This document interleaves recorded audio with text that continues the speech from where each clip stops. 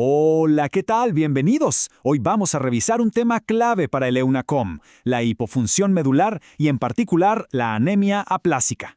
Nos vamos a enfocar en los conceptos que sí o sí hay que manejar, esos que marcan la diferencia en el examen y en la clínica. Bueno, esta va a ser nuestra hoja de ruta. Partimos con las definiciones, lo básico para entendernos. Después, nos metemos de cabeza en la anemia aplásica, etiología, clínica, diagnóstico y tratamiento. Y para terminar, le damos un vistazo rápido a otros fallos medulares que también hay que conocer. Muy bien, empecemos por el principio. Para poder entender las patologías específicas, primero tenemos que tener claro el concepto macro, el concepto paraguas que es el fallo medular. A ver, ¿de qué hablamos cuando decimos hipofunción medular? Es súper simple, en verdad. Imaginen que la médula ósea es una fábrica. Bueno, esta fábrica no está produciendo suficientes células sanguíneas, ni maduras ni funcionales. El resultado, obvio, es que en la sangre periférica vamos a tener una o más citopenias: anemia, leucopenia, trombocitopenia. Ese es el problema de fondo. Ok. Y dentro de todo este universo de fallos medulares, la anemia aplásica es como el prototipo, el caso más extremo y severo. ¿Qué es lo que la define? Son dos cosas clave, y esto es fundamental. Primero, una pancitopenia periférica, o sea, todo bajo. Y segundo, que es el sello de la enfermedad, una médula ósea que está prácticamente vacía, hipocelular. Ya. Entonces, si la médula está vacía, la pregunta es ¿por qué? ¿Qué es lo que causa este desastre? Pasemos a revisar la etiología para entender el origen del problema.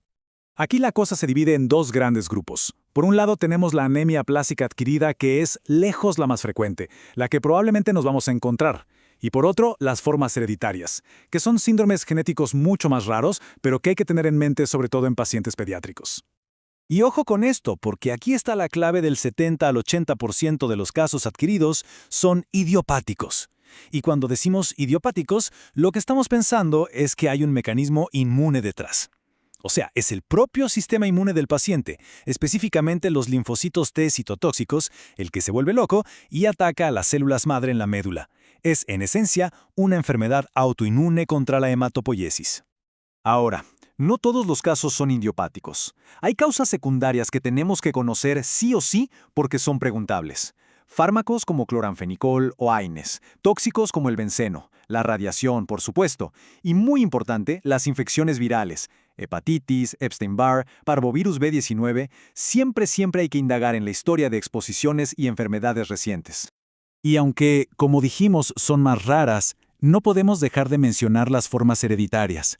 Hay que conocer al menos los nombres y sus características principales.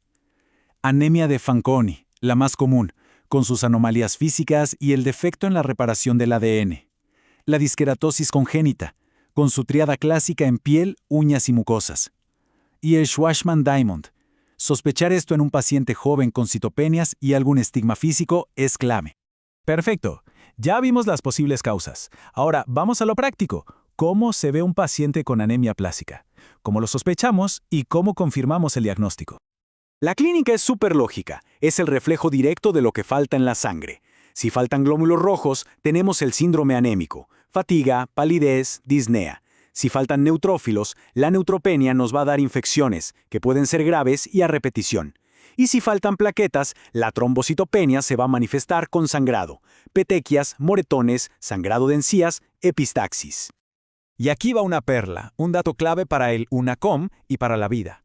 Al examen físico, ¿qué es lo que no vamos a encontrar? No vamos a encontrar hepatosclenomegalia ni adenopatías importantes. Y esto es crucial, porque si las encontramos, tenemos que pensar en otra cosa, como una leucemia. En la aplasia la médula está vacía, no infiltrada por células malignas que crezcan en otros órganos. El estudio diagnóstico es ordenado, paso a paso. Partimos con lo más básico, un hemograma. ¿Qué vamos a ver? Pancitopenia. Y muy importante, reticulocitos por el suelo. Luego, un frotis de sangre periférica. ¿Para qué? Para confirmar las citopenias y, crucialmente, para asegurarnos de que no hay células raras, no hay blastos. Si todo esto apunta a una aplasia, entonces vamos al paso definitivo, la biopsia y aspirado de médula ósea. Y este es el gold standard, el examen que nos da el diagnóstico de certeza, la biopsia de médula ósea. Lo que nos va a mostrar el patólogo es una imagen súper característica. una médula marcadamente hipocelular para la edad, donde casi todo el espacio que debería estar lleno de células hematopoyéticas ha sido reemplazado por grasa. Es una médula desértica, vacía. Esa es la foto de la anemia plásica. ¡Listo! Tenemos el diagnóstico confirmado. ¿Y ahora qué?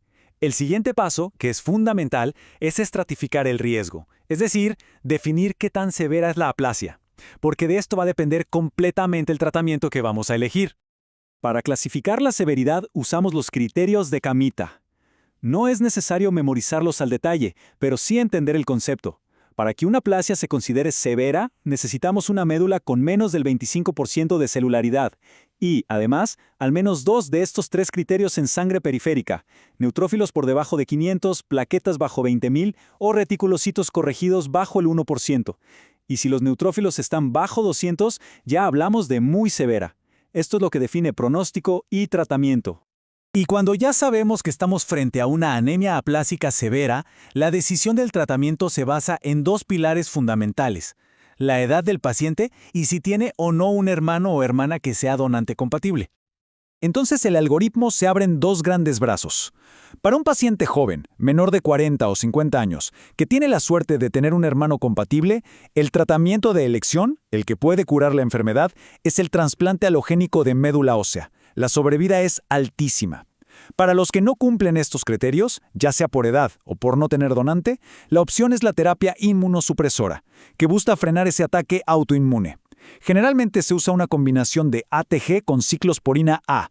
Ahora, mientras decidimos y aplicamos el tratamiento definitivo, hay algo que es vital para todos los pacientes: el cuidado de soporte. Esto es manejar las consecuencias de la pancitopenia. Significa transfundir hemoderivados, siempre leucorreducidos e irradiados. Ser súper agresivos con los antibióticos y antifúngicos si hay fiebre neutropénica. Usar quelantes de hierro si hay sobrecarga por transfusiones. Y, por supuesto, evitar cualquier fármaco que pueda dañar aún más la médula.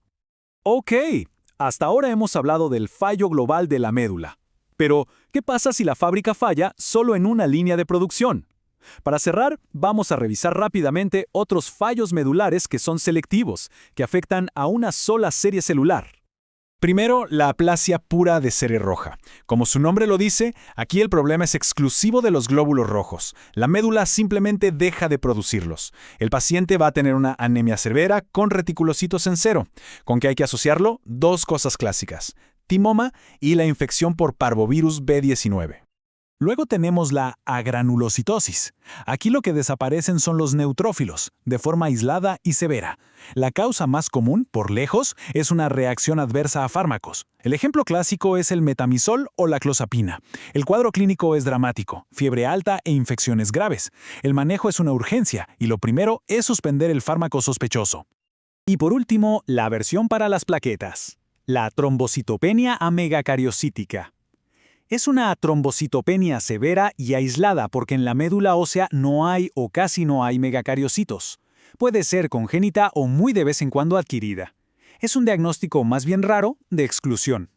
Y para cerrar y resumir el punto más importante del manejo, volvamos a esta pregunta. Paciente joven, anemia aplásica severa, ¿cuál es la prioridad inmediata? Sin duda, la prioridad número 1 es buscar activamente un donante hermano compatible para un trasplante de médula ósea. Es la acción más importante porque es la que le ofrece la mejor oportunidad de curación.